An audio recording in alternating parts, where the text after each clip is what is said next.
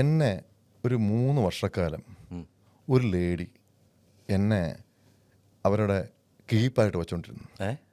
ആ ചേട്ടനെ കീപ്പായിട്ട് എന്നെ കീപ്പായിട്ട് വെച്ചോണ്ടിരുന്നു. എന്നിട്ട് അവരെന്നെ കൊണ്ടു നടന്നിട്ട് ഈ പറയുന്ന പോലെ തന്നെ എനിക്ക് ഇഷ്ടംപോലെ പൈസയൊക്കെ തന്നു. കാരണം എനിക്ക് അവരുടെ കീഴിൽ വലിയൊരു ആളാണ്. അവരുടെ കീഴിൽ ജോലിയായിരുന്നു ഞാൻ. എന്നെ അവർ യൂസ് ചെയ്തുകൊണ്ടിരിക്കുകയായിരുന്നു. ജോലി എൻ്റെ ജോലി അവർ പറയുന്ന ജോലിയൊക്കെ എടുക്കണം. ജോലിയൊന്നും ഇല്ലായിരുന്ന സമയത്ത്, പടമൊന്നും ഇല്ലായിരുന്നു. അപ്പോൾ കുറേ കഴിയുമ്പോൾ അവരെന്നെ തേച്ചു, എന്നെ ഒഴിവാക്കി വിട്ടു. After 3 years. അപ്പോൾ ഞാൻ എവിടെ പോയി പരാതിപ്പെടും? എനിക്ക് ആരും നീതി തരും? എന്താണ് ചേട്ടാ, നമുക്കൊരു നീതിയില്ല, അവർക്ക് വേറെ നീതി. എനിക്ക് നീതി കിട്ടണമെന്ന് പറഞ്ഞ് ഞാൻ കോടതിയെ സമീപിച്ചാൽ എനിക്ക് കിട്ടുമോ? ഒരിക്കലും കിട്ടില്ല. അല്ലെങ്കിൽ എന്നെ എന്ത് പേരാ എന്നെ വിളിക്കുന്നത്? അതിന് നിങ്ങൾ എന്ത് പേര് എനിക്ക് തരും? ഞാൻ പറയുന്നത് ഞാൻ നുണ പറയാറില്ല. ഞാൻ പറയുന്നതെല്ലാം സത്യമാണ്. ഞാൻ എൻ്റെ വൈഫിനെ ഇരുത്തിക്കൊണ്ടല്ലേ പറയണേ. കല്യാണത്തിന് മുന്നേ ആണോ ശേഷമാണോ ഈ ഒരു അനുഭവം? കല്യാണത്തിന് മുമ്പോ ശേഷമോ അതിനെപ്പറ്റി ഒന്നും നമ്മൾ അതിനെപ്പറ്റി ഡിസ്കസ് ചെയ്യേണ്ട കാര്യമില്ല. ഇങ്ങനെ പോയിട്ടുണ്ട് 3 വർഷമായിട്ട്. 3 വർഷമായിട്ട് അത് ഈ പറഞ്ഞ പോലെ തന്നെ അവസാനം അറിയണത് ഞാൻ വൈഫിനോട് പറഞ്ഞു. അപ്പം പറഞ്ഞു, എടി ഇതാണ് സംഭവം, ഇതായിരുന്നു അവർക്ക് വേണ്ടിയിട്ട്. അപ്പം അവരുടെ കാര്യങ്ങളും റിയൽ എസ്റ്റേറ്റും അതും ഇതും ബിസിനസ് കാര്യങ്ങളും എല്ലാം നോക്കി നടത്തിക്കൊണ്ടിരുന്നത് ഞാനാ. അവര് അവസാനം എന്നോട് വന്ന് ചോദിച്ചു, അവരുടെ എന്തോ ഏക്കർ കണക്കിന് സ്ഥലവും ഇതൊക്കെ എഴുതി തരാം, പുള്ളിയെ വിട്ടു കൊടുക്കുമെന്ന് ചോദിച്ചു. ഞാൻ പറഞ്ഞു അങ്ങനെ ഒരു വർത്തമാനം, അതെന്ത് ടോക്കാണ്, അതിൻ്റെ ആവശ്യമില്ല ഇത്രയും നാളും. അപ്പം എന്നെ കട്ട് ചെയ്ത് തരും. ഇതൊക്കെ ഭയങ്കര കേൾവിയുള്ളൂ. ഞാൻ പറയുന്നത് ഇതൊക്കെ പറയാൻ ആർക്കാണ് ഇൻഡസ്ട്രിയിൽ ധൈര്യമുള്ളത്? ആരും പറയില്ല. ഇപ്പം ചേട്ടൻ പറഞ്ഞാൽ ആരും പറയില്ലല്ലോ. പറയൂ, ആരും പറയില്ല. അതിന് എനിക്ക് ധൈര്യമുണ്ട്, എനിക്ക് ചങ്കൂറ്റമുണ്ട്. കാരണം എനിക്ക് എൻ്റെ വൈഫിനെയും എൻ്റെ പിള്ളേരെ നോക്കിയാൽ മതി. എൻ്റെ ആരോഗ്യവും എൻ്റെ എല്ലാം 6 പാക്കും എൻ്റെ ഇതെല്ലാം ഉണ്ടായിരുന്ന സമയത്ത് എന്നെ പലരും ഉപയോഗിച്ചിട്ടുണ്ട്. ലേഡീസ് സർജൻസ് അല്ല, പിന്നെ ഞാൻ ബൈസെക്ഷൻ അല്ല. ഇത് 3 വർഷം വരെ ഒന്നും പറഞ്ഞു. ഞാൻ പറഞ്ഞില്ലേ, അത് ഞാൻ പറഞ്ഞുതരാം. എനിക്ക് കുട്ടിക്കാലത്ത് എനിക്ക് പിന്നെ ഒന്നും അറിയാത്ത കാലത്ത് എന്നെ ഒരുപാട് ആണുങ്ങൾ ഉപയോഗിച്ചിട്ടുണ്ട്. അത് എനിക്ക് എന്ത് ചെയ്യാൻ പറ്റും? ഒന്നും ബോധമില്ല. അതിന് ഞാൻ ആരോട് കംപ്ലൈൻറ്റ് ചെയ്യും? അപ്പോൾ ചേട്ടൻ ഇത്രയും ബുദ്ധിമുട്ടുകളൊക്കെ അനുഭവിച്ച ഒരാളാണ്. ഒരുപാട് ബുദ്ധിമുട്ടുകളല്ലേ? അതെ, പെണ്ണുങ്ങളിൽ നിന്നും ആണുങ്ങളിൽ നിന്നൊക്കെ അനുഭവിച്ചു. പക്ഷെ പറയുമ്പോൾ ഈ പറഞ്ഞ ചോദ്യം കറക്റ്റാണ്, ആരോട് പറയും? ഞാൻ ആരോടും ആര് കേൾക്കും? ഇത് എന്നെ ആര് കേൾക്കും? അപ്പം എന്നെ ഇപ്പം എൻ്റെ ആളെ കുട്ടൻ എന്ന് പറയും. ആയിക്കോട്ടെ. ഇതാണ് ലോകം, അതാണ്. ഇപ്പം ഞാൻ ഇതൊക്കെ ഇത്രയും പറയുന്നത് കുറച്ച് ദിവസമായിട്ട് ചാനലിൽ എനിക്ക് അന്നം തരുന്ന ഇൻഡസ്ട്രി. കാരണം ഈ പറഞ്ഞവരൊക്കെ സിനിമാക്കാരാണ്. പെണ്ണായാലും ആണായാലും സിനിമയുടെ ചോറാണ് എല്ലാവരും കഴിക്കുന്നത്. ഇവർ ചങ്കിൽ നെഞ്ചത്ത് കൈവച്ച് പറയട്ടെ, ഇതിലെന്തെങ്കിലും ന്യായമുണ്ടോ? സിനിമ തുടങ്ങിയ കാലം തൊട്ട് നമ്മൾ സിനിമ എല്ലാം ഈ പറഞ്ഞ പോലെ തന്നെ മലയാള സിനിമയല്ല, ഇന്ത്യൻ സിനിമയല്ല, ലോക സിനിമ, ഈ പ്രവണതയൊക്കെ നടക്കുന്നതാണ്. ആരും കയറി പിടിക്കുന്നില്ല. എല്ലാ ഫീൽഡിലും, ഇപ്പം ടെക്സ്റ്റൈൽസ് ഫീൽഡ്, എല്ലാ ഫീൽഡിലും ഇങ്ങനെയുള്ള പരിപാടികളിലെ മേലുദ്യോഗസ്ഥർ ഇവിടെ, അല്ലെങ്കിൽ ചിലപ്പം എനിക്കറിയാവുന്ന എത്രയോ പല സ്ഥാപനങ്ങളിലുണ്ട്. അവരെല്ലാം പിന്നെ സിനിമാക്കാർക്ക് മാത്രം എത്ര കൊമ്പ്? ആരും എന്നെ ഇപ്പം ഞാൻ വിളിക്കുന്നു, മോളെ എൻ്റെ കൂടെ വരുന്നു. ഇല്ല ഏട്ടാ, എനിക്ക് വേറെ പണിയുണ്ട്. തീർന്നില്ലേ? ഞാൻ വരുമോ അവിടെ? ഒരിക്കലും ഇല്ല. ഇന്നലെ ഒരു കുട്ടിയുടെ ഇത് കേട്ടു.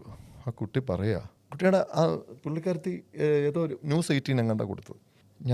ഒരുപാട് സ്ക്രിപ്റ്റൊക്കെ എഴുതി കരഞ്ഞോണ്ടാ പറയണേ, പലരുടെയും പറയാൻ നടന്നു. പക്ഷേ ഞാൻ രക്ഷപ്പെടാത്തതിൻ്റെ കാര്യം, ഞാൻ ഇതും കൊണ്ട് ചെല്ലുമ്പോഴത്തേക്ക് അവരുടെ ആവശ്യം വേറെയാ, അവരുടെ വേറെ ആവശ്യമാണ് പറയുന്നത്. അപ്പോൾ അതുകൊണ്ട് ഞാൻ ഇന്ന് വരെ സിനിമയിൽ ഒന്നും ആയിട്ടില്ല. അല്ല, അഭിനയിക്കാൻ നടന്നു. അന്നും എനിക്ക് രക്ഷപ്പെടാത്തതിൻ്റെ കാര്യം, ഇങ്ങനെ ഒരു അഡ്ജസ്റ്റ്മെൻറ്റിന് പലരും അപ്രോച്ച് ചെയ്യും. അതുകൊണ്ട് ഞാൻ പോയില്ല. അതുകൊണ്ടാണ് രക്ഷപ്പെടാത്തത്. പിന്നെ ഇപ്പോൾ ഈ കേസ് കൊടുക്കുന്നവരെ ഇപ്പോൾ ഈ അലിഗേഷൻ ഉണ്ടാക്കി മറ്റുള്ളവർക്കെതിരെ മൊഴി കൊടുത്തവർക്ക് ഇവിടെ എനിക്കൊരു ചോദ്യമുണ്ട്. ഇവർക്ക് നേരത്തെ അറിയില്ലായിരുന്നോ? അവരുടെ ഈ സിനിമാ ഫീൽഡിൽ നിന്ന് എല്ലാം നേടി ആനപ്പുറത്തിരുന്നിട്ട് ഇപ്പം അവിടെ കിടന്നിട്ട് ഒന്നും ഇപ്പം ആരും പേടിക്കണ്ട, എല്ലാം നേടി ചിന്തിച്ചില്ല. അതെ, മനസ്സിലായില്ലേ? ഇരുന്നിട്ട് ഇപ്പോൾ ഇതൊക്കെ ഈ സ്വന്തം പല്ലട കുത്തി മണക്കുന്നതിൽ വല്ല അർത്ഥമുണ്ടെന്ന് ആ കുട്ടി അതും ചോദിച്ചു. ഞാൻ പോയിട്ടില്ല, എൻ്റെ സിനിമാ ഭാവി മുരടിച്ചു പോയി. പക്ഷേ ഈ പറയുന്നതോടെ ഞാൻ യോജിക്കുന്നില്ലെന്ന് പറഞ്ഞു. ആരെയും കുറ്റം പറയാനും ഇപ്പം 2 ചേരിയായിട്ട് തലത്തിൽ ആർക്കും അധികാരമില്ല. ഇപ്പോൾ വന്ന പുതിയ വേർഡ്സ് ഉണ്ടല്ലോ, കോംപ്രമൈസ്, അഡ്ജസ്റ്റ്മെൻറ്റ്, കാസ്റ്റിംഗ് കൗച്ച്. അപ്പോൾ ചേട്ടൻ എന്താ ഇതിനെപ്പറ്റി തോന്നുന്നത്? എന്താ? ഞാൻ വേറെ കാര്യം പറഞ്ഞില്ലേ, ഞാൻ ഇന്നലെ വാഴ കണ്ടു.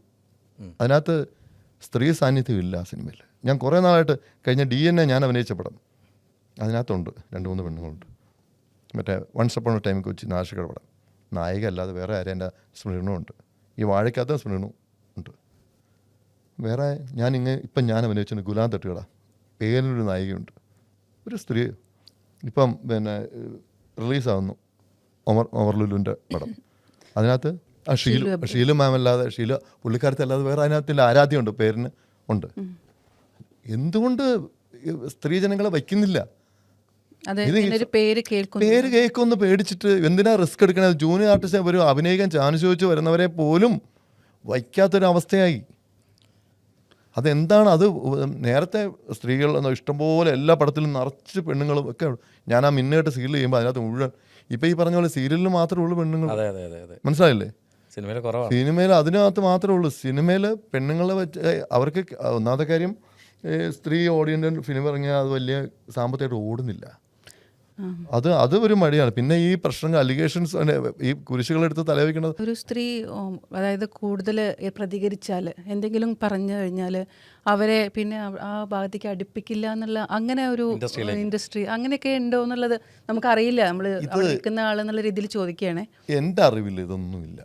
എൻ്റെ അറിവിൽ അഭിനയിക്കാൻ തന്നെ ഇനി അവർ തമ്മിൽ വല്ല അന്തർധാര വല്ലതും ഉണ്ടോ എന്നുള്ളതിന് പ്രത്യക്ഷത്തിൽ ഞാൻ അഭിനയിക്കാൻ വന്ന് ഞാൻ എത്രയോ 100 സിനിമയിൽ അഭിനയിച്ചിട്ടുണ്ട്. ഇതുവരെ ഇങ്ങനെ ഒരു സംഭവം നമ്മുടെ പിന്നെ ഈ പറഞ്ഞ പോലെ തന്നെ അവർ തമ്മിൽ ഫോണുള്ളതല്ലേ, ഇവർ സംസാരിക്കുന്നുണ്ടായിരിക്കും. ഇതൊക്കെ ഇതിൻ്റെ പേരിൽ ഫോണിൽ കൂടെ തന്നെ പറയാം, സോറി ഏട്ടാ എനിക്ക് പറ്റില്ല, നീ കണ്ടമൊഴി ഓടിക്കാം, നിന്റെ സിനിമയും വേണ്ട, ഒരു കോപം വേണ്ട, എനിക്ക് ഞാനിവിടെ തൊഴിലുറപ്പിന് പോയിക്കോളാം. എന്തേ പറയാത്തെ? പറഞ്ഞാൽ പോരെ, അവിടെ പ്രശ്നം തീരുമല്ലോ. ഇത് എവിടെ ഒരു വിഷയം ഇപ്പം ഒരു ദിലീപേട്ടൻ്റെ ഒരു ഇഷ്യൂ ഉണ്ടായി, അതിനെ ചൂട് പിടിച്ചാണല്ലോ ഈ സംഭവങ്ങളൊക്കെ വന്നേ. അത് ക്ലിയർ ചെയ്യാനുള്ളതിനെ ബാക്കി അടച്ച് സിനിമ അങ്ങ് ഇല്ലാതാക്കുന്ന രീതിയിൽ ഒരു വേറെ ന്യൂസൊന്നുമില്ല. അതുകൊണ്ട് കുറച്ച് ദിവസങ്ങളായിട്ട് കേട്ട് ചേട്ടാ അതിനകത്ത് പ്രമുഖരെന്ന് പറയുന്നു. ഈ പ്രമുഖരെന്ന് പറയുമ്പോഴും ഈ മെയിൻ തലത്തിലുള്ള താരങ്ങളുടെ എല്ലാം പേരുകൾ എല്ലാവരും മനസ്സിലേക്ക് വരും. പ്രമുഖരെന്ന് പറയുമ്പോൾ അതിനകത്ത് ഒരു ഇൻവിസിബിൾ മാനുണ്ട്, ഇൻവിസിബിൾ ആക്ടർ അല്ലേ അതിനകത്തുണ്ടെന്ന് പറയുന്നുണ്ട്. ഇതൊക്കെ പറഞ്ഞു വിടുകയാണ്. ഇതിനകത്ത് ഈ 250 പേജോളം വരുന്നതിനകത്ത് പറഞ്ഞു വിടുകയാണ്. അപ്പോൾ ഈ പറഞ്ഞ പ്രമുഖർ എന്ന് പറയുമ്പോൾ 15 പേര്, ഇതിനകത്ത് പലരെയും പേരുകൾ നമ്മുടെ മനസ്സിലേക്ക് വരും പ്രമുഖരായിട്ട് വരുമ്പോൾ. ഈ പ്രമുഖരെയൊക്കെ ചേട്ടനും അറിയാം. പ്രമുഖരെ എനിക്കെങ്ങനെ അറിയണേ? അതല്ല, ഈ പറഞ്ഞ നമ്മൾ നമുക്ക് നിങ്ങൾ ഊഹിക്കുന്നില്ലേ ഇപ്പം ആരൊക്കെയാന്ന്? അതെ അതെ, എനിക്ക് വേണമെങ്കിൽ ഊഹിക്കാം. അതെ, ഊഹം മനസ്സിലാക്കും. ഇന്നിപ്പം കേട്ടു പിന്നെ സർക്കാരിൻ്റെ മേളിൽ ഇത് വരുന്നുണ്ട്, പ്രഷർ വരുന്നുണ്ട്, ഇതിൻ്റെ പേര് കോടതി കൊടുക്കാൻ. ഇപ്പം ന്യൂസ് ഞാൻ ഇങ്ങോട്ട് വരുന്നപ്പോൾ എൻ്റെ ഒരു മാധ്യമ സുഹൃത്ത് വിളിച്ച് പറഞ്ഞതാണ്.